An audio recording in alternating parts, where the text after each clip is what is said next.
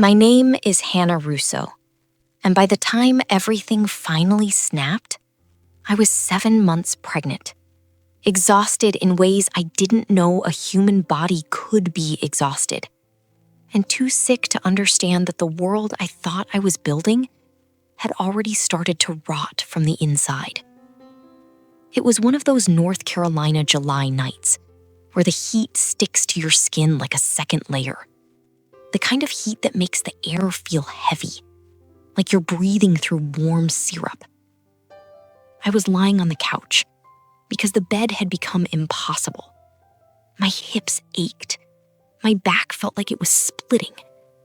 My feet were so swollen, I couldn't see my ankles anymore. And the baby, my son, kept kicking, like he was trying to punch his way out. Bruno was in the shower. The water ran steady, indifferent, almost mocking. I could hear it from the living room. A constant reminder that he was close enough to touch, but already miles away from me. I had spent the whole day nauseous. Not the morning sickness kind, the other kind. The kind that comes from something you don't want to see, but can't stop feeling. Quiet dread, a pressure behind the ribs, a sense that something was wrong, deeply wrong, but I was too tired to name it. I kept telling myself it was hormones, stress, heat, pregnancy, anything but the truth. I reached for the ultrasound photo from that morning, the one Bruno didn't come to. He had promised he would. He had circled the date on the calendar himself. But at 8:17 a.m., he texted me, "Can't make it today." 3 words. No explanation, no apology, no, "I'll be there next time." I stared at the message for a long time, trying to swallow the disappointment, trying to convince myself it wasn't a big deal, trying to ignore the way my chest tightened. I told myself he was tired. I told myself he was stressed. I told myself I was overreacting because I hadn't slept more than 3 hours in weeks. But the truth was simpler. I was alone, and I had been alone for longer than I wanted to admit. The baby kicked again, hard, a sharp, sudden movement that made me gasp. I pressed my palm against my belly, whispering, "It's okay, sweetheart. I'm here." I didn't know then that I was lying to both of us. I shifted on the couch, trying to find a position that didn't make my spine scream. When Bruno's phone lit up, it didn't buzz. It didn't ring. It just lit up. A soft glow on the kitchen counter, like a firefly in the dark. I wasn't trying to look. I wasn't snooping. I wasn't even thinking. I was just tired. So tired that my eyes followed the light without permission. And then I saw it. Kind. Not a text. Not a name. Not a heart emoji. A video thumbnail. A shaky, low-light clip of Bruno, sitting in the passenger seat of a car I didn't recognize, laughing, smiling in a way he hadn't smiled at me in months, wearing the same shirt he had worn the day he told me he was working late. The caption under the video read, "Last night, red heart." My throat closed. My vision blurred. For a moment, I thought I was going to faint. The baby kicked again, harder this time, like he could feel the panic rising in me. My hand trembled on my stomach. My breath came in short, sharp bursts. I tapped the screen. The video opened. Bruno leaned towards someone holding the phone, someone giggling, someone young, too young. The kind of young that smells like strawberry lip gloss and cheap vanilla body spray. The kind of young that doesn't know what it means to carry a child or pay a mortgage or stay up all night with leg cramps and heartburn. He said something I couldn't hear over the sound of my own heartbeat. He reached out. He touched the camera. He smiled. And then the girl's voice, soft, breathy, 19, said, "You didn't tell her, did you?" I dropped the phone. It hit the floor with a dull thud. And for a moment, I just stared at it, unable to move, unable to breathe, unable to understand how the world could still be spinning when mine had stopped. The shower turned off. Bruno stepped out, humming, like nothing in the world was wrong. He walked into the living room, towel around his waist, hair dripping, eyes avoiding mine. "Everything okay?" he asked. He wasn't asking because he cared. He was asking because he was afraid I knew. I looked at him, at the man I thought I loved, at the man I thought would be the father of my child, at the man who had already left me without ever walking out the door. "Yeah, everything's fine." It wasn't, but the truth would come later. And when it did, it would burn everything to the ground. I didn't sleep that night. I lay on the couch, staring at the ceiling, listening to Bruno breathe in the bedroom like nothing had happened, like the world hadn't shifted, like I hadn't watched a version of him I didn't recognize, laughing in someone else's car. Every time I closed my eyes, I saw that video. The way he leaned in, the way he smiled, the way his voice softened in a way it hadn't with me in months. And the girl's voice, that soft, breathy 19-year-old voice that didn't belong anywhere near a married man with a pregnant wife. "You didn't tell her, did you?" Those words kept replaying in my head, looping like a broken song. By sunrise, my body felt like it had been hollowed out. My stomach was tight, my chest hurt. My son kept shifting, restless, as if he could sense the storm building inside me. Bruno came into the living room around 7, already dressed, already avoiding my eyes. "Did you sleep?" he asked. I shook my head. He nodded like he expected that answer, like it was normal, like it had nothing to do with him. "I have a long day," he said, grabbing his keys. Of course he did. He always had a long day, always had somewhere to be, always had someone else to impress.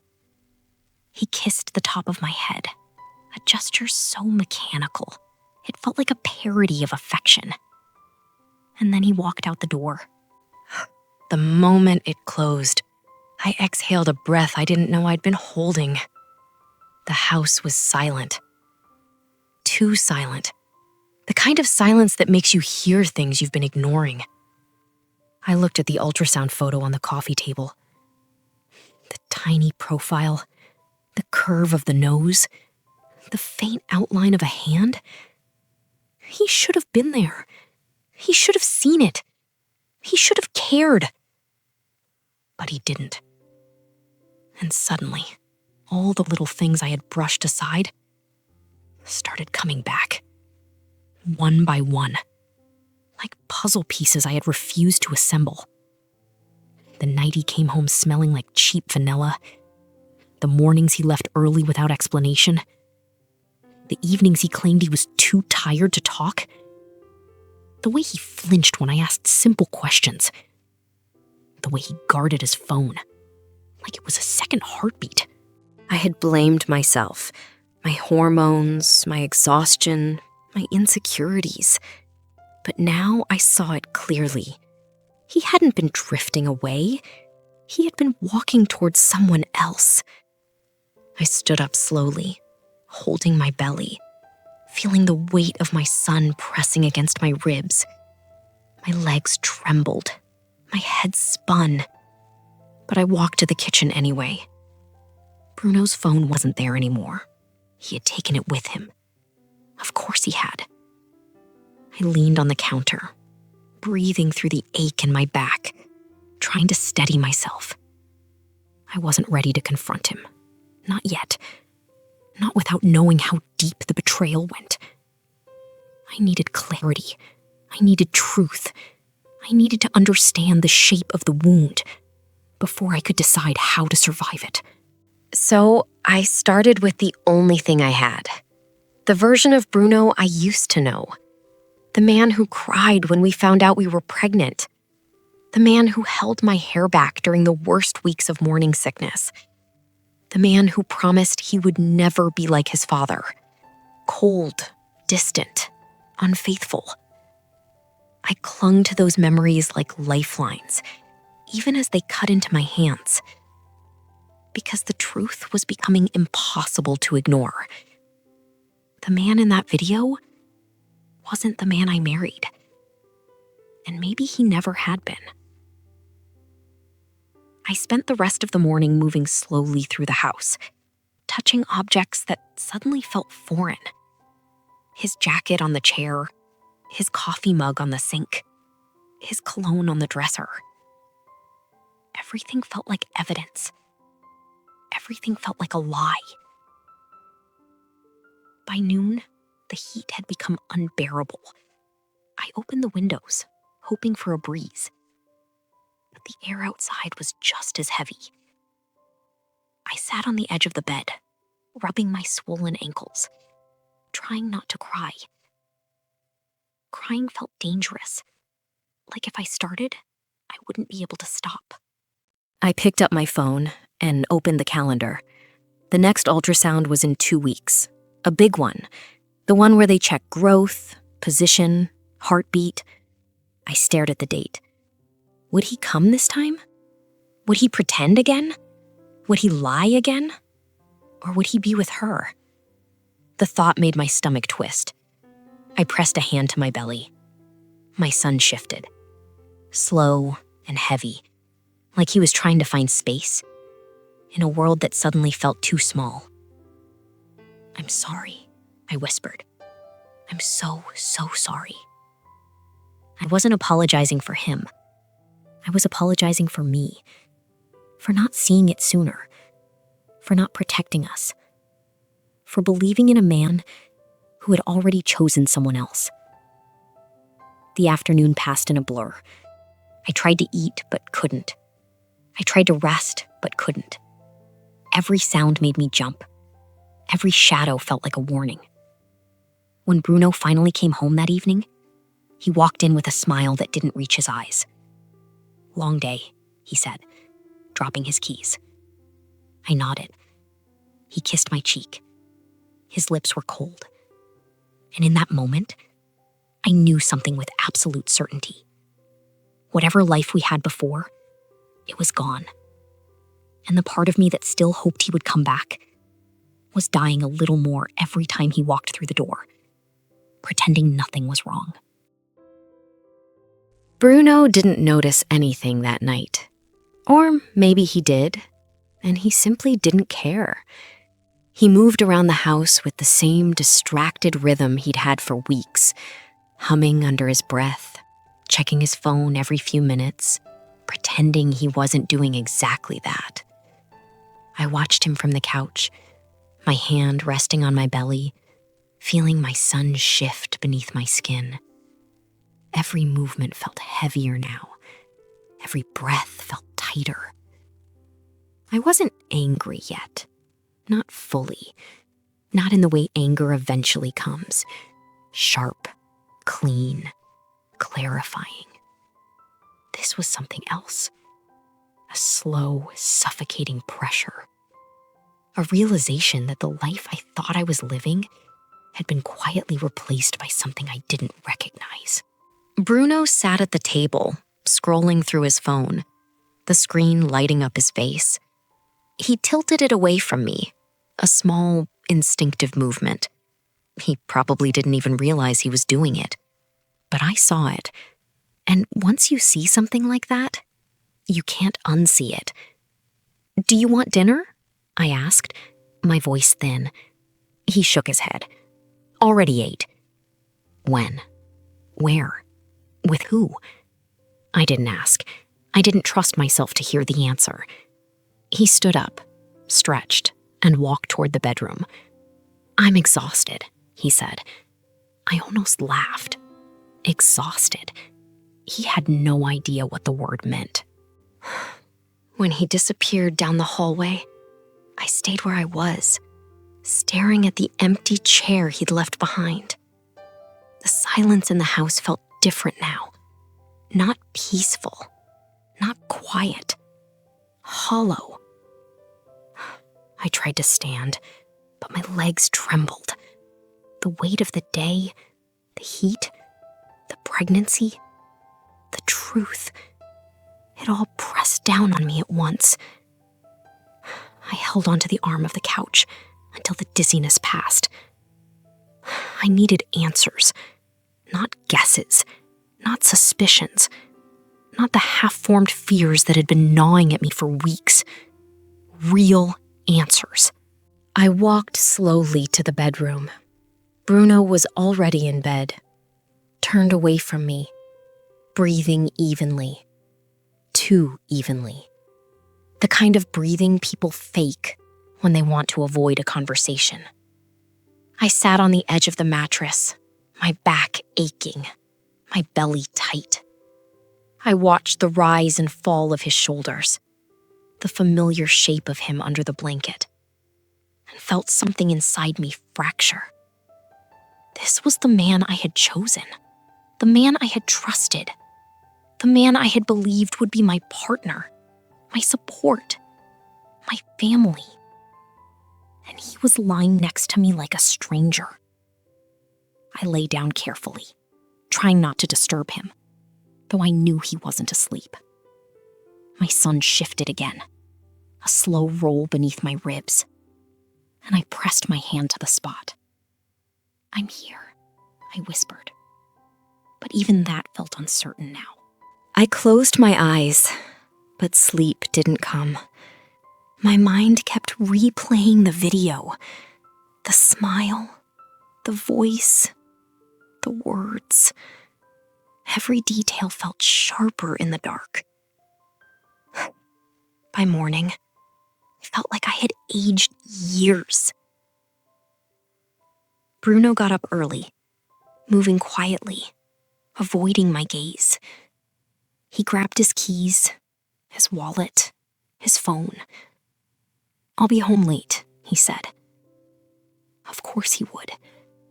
He kissed my cheek again, the same cold, mechanical gesture, and walked out the door. The moment it closed, something inside me shifted. I wasn't going to sit in the dark anymore. I wasn't going to pretend. I wasn't going to wait for him to hand me the truth. I was going to find it myself.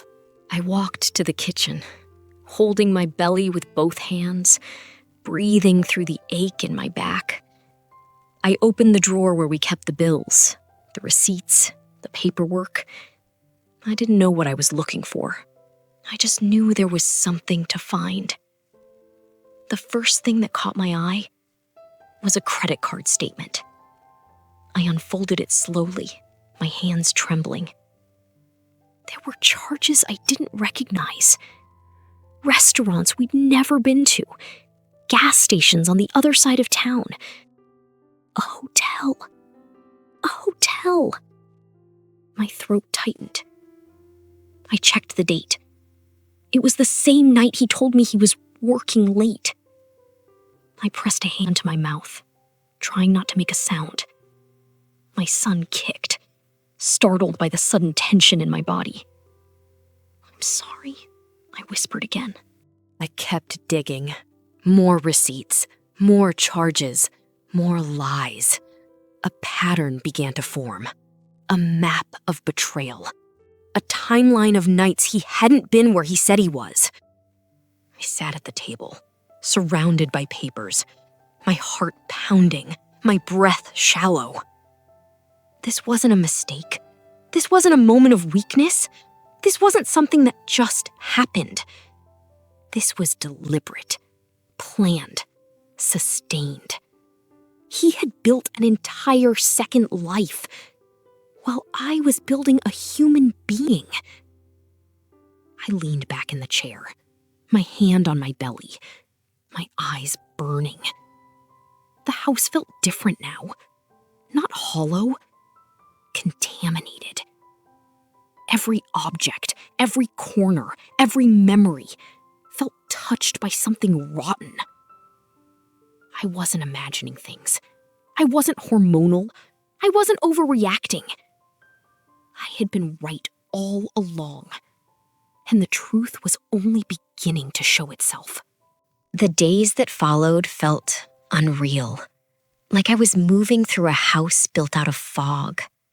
I went through the motions, showering, dressing, eating when I could, but everything felt distant, muted, as if someone had turned the volume down on my life. Bruno, meanwhile, acted like nothing had changed. He came home late, he left early.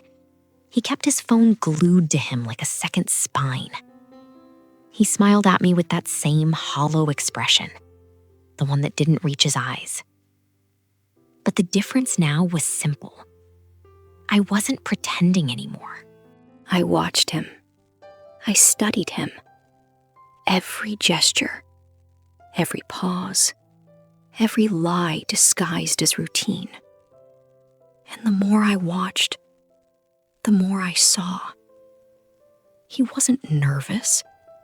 He wasn't conflicted. He wasn't guilty.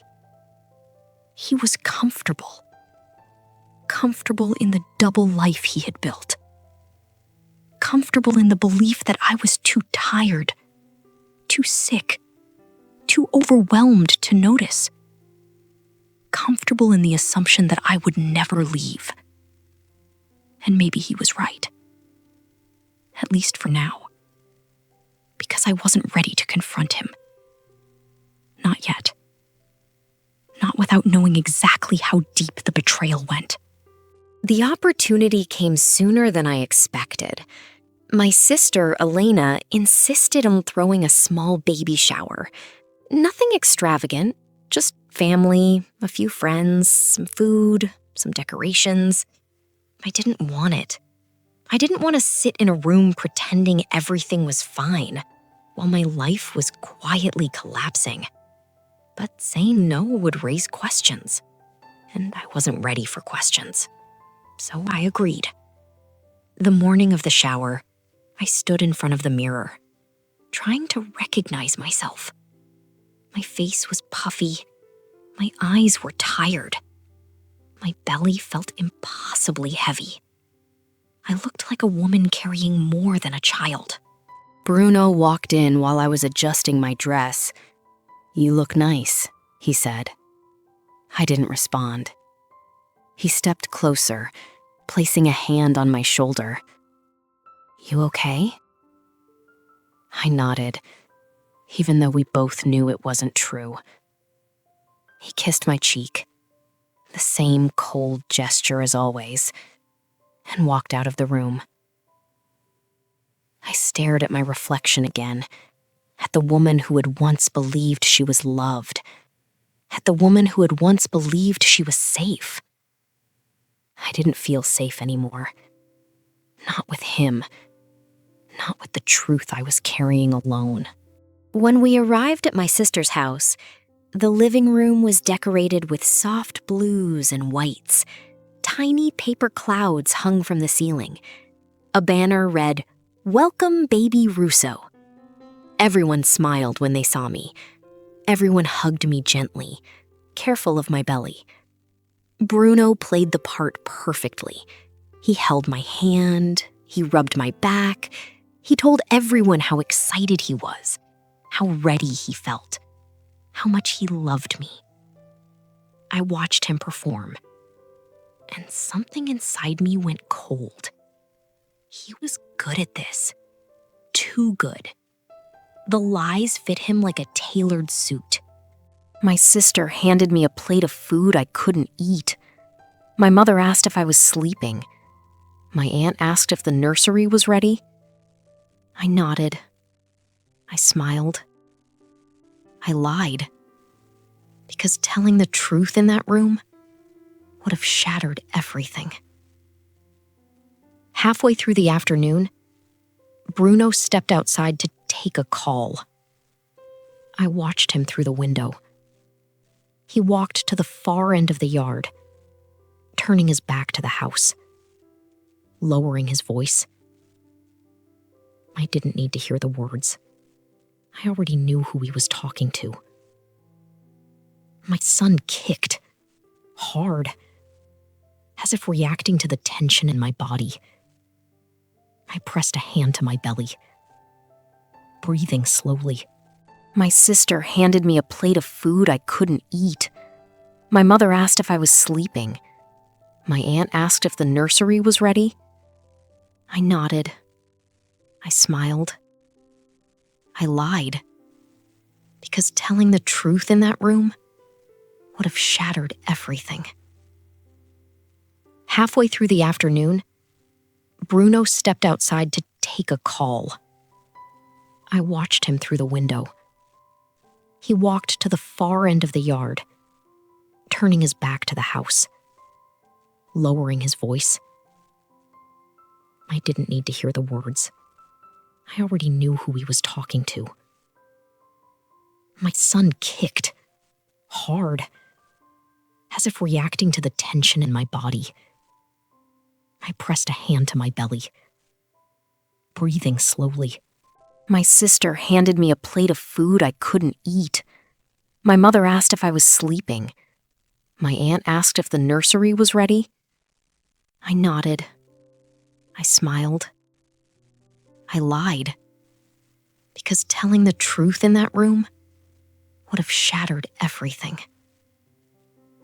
Halfway through the afternoon, Bruno stepped outside to take a call. I watched him through the window. He walked to the far end of the yard, turning his back to the house, lowering his voice. I didn't need to hear the words. I already knew who he was talking to. My son kicked, hard, as if reacting to the tension in my body. I pressed a hand to my belly, breathing slowly. Later, when it was time for the little toast Elena insisted on, everyone gathered in a loose circle. Bruno stood beside me, his hand on my back, his smile wide and bright. Elena raised her glass. "To Hannah," she said, "and to the baby. We can't wait to meet him." Everyone clapped softly. Bruno leaned in and whispered, "Smile." I did, but not for him. Because in that moment, surrounded by people who loved me, I felt something I hadn't felt in weeks. Strength. Not loud, not dramatic, not explosive. Quiet, steady, growing. A seed planted in the ruins. Bruno squeezed my shoulder, still performing, still pretending. And I realized something with absolute clarity. He had no idea what was coming. The night after the baby shower, the house felt different. Not quieter, not heavier, just exposed. Like the walls themselves had finally seen what I'd been hiding. Bruno fell asleep quickly, or pretended to. He lay on his side, back turned to me, breathing slow and even. I watched the rise and fall of his shoulders, the familiar shape of him under the blanket, and felt nothing but distance. A distance so wide, it felt like a canyon. I lay awake for hours, my hands resting on my belly, feeling my son shift beneath my skin. Every movement reminded me that I wasn't just fighting for myself anymore. I was fighting for him, for the life he deserved, for the truth he would one day ask about. Around 3 in the morning, I finally drifted into a shallow, restless sleep. When I woke up, Bruno was already gone.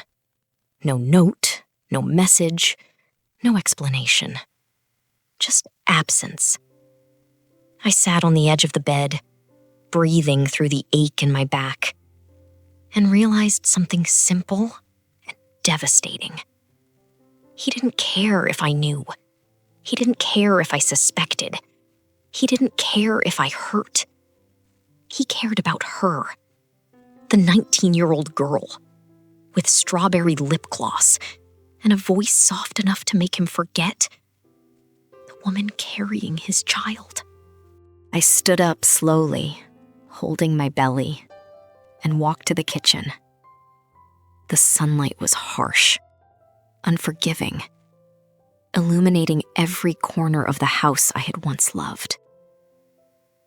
I opened the drawer where I had left the receipts, the statements, the proof. They were still there, cold, silent, undeniable.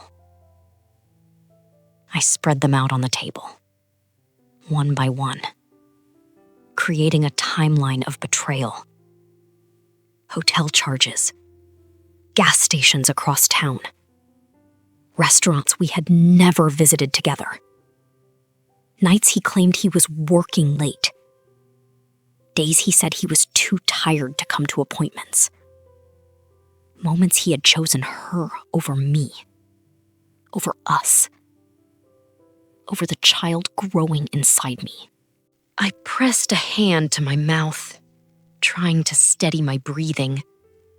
My son kicked, slow and heavy, as if reacting to the tension in my body. I know, I whispered. I know. I wasn't imagining things. I wasn't hormonal. I wasn't overreacting. I had been right all along. And now I had proof. Around noon, Bruno texted me. "Running late. Don't wait for me." I stared at the message for a long time. Not because it surprised me, but because it didn't.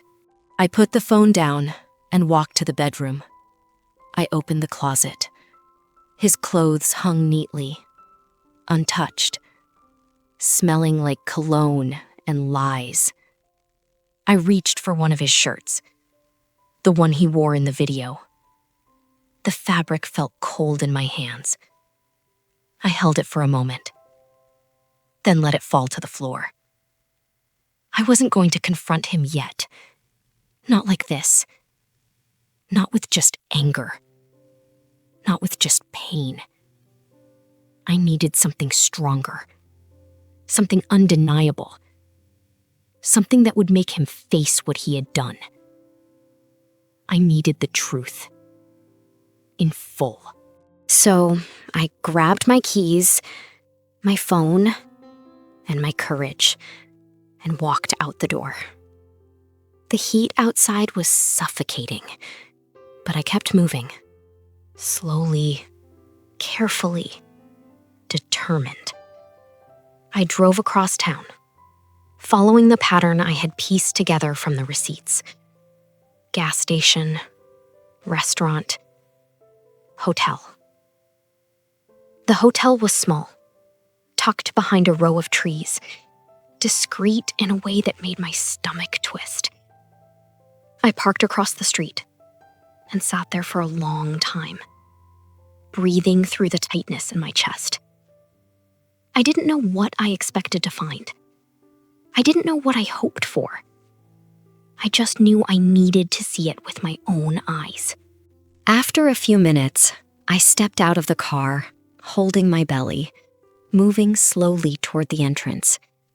The lobby was quiet, cool, too clean. A woman at the front desk looked up and smiled politely. "Can I help you?" My voice felt thin. "I'm looking for information about a reservation." She nodded. "Name?" I hesitated. Then I said it. "Bruno Russo." She typed, paused, typed again. Her expression changed. just slightly, but enough. "Yes," she said. "He's been here several times." My heart dropped. "Always the same room," she added. "Room 214. I gripped the counter to steady myself. "Is he here now?" I asked.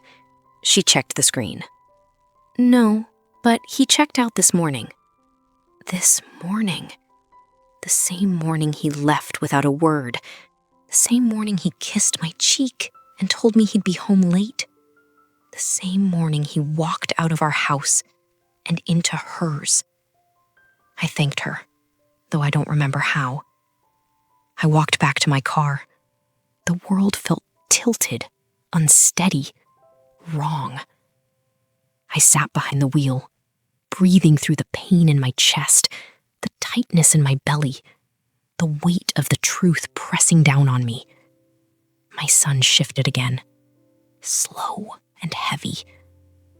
"I know," I whispered. "I know." I wasn't imagining things. I wasn't hormonal. I wasn't overreacting. He had betrayed us, fully, deliberately, repeatedly. And now I had everything I needed. Not to confront him, to destroy the life he thought he could keep. And in the end, I realized something I should have known all along. His betrayal didn't break me. It revealed me.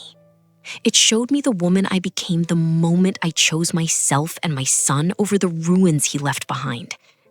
If this story stayed with you, like it. If it made you feel something, follow the page. And if you want more stories like this, subscribe and stay with me.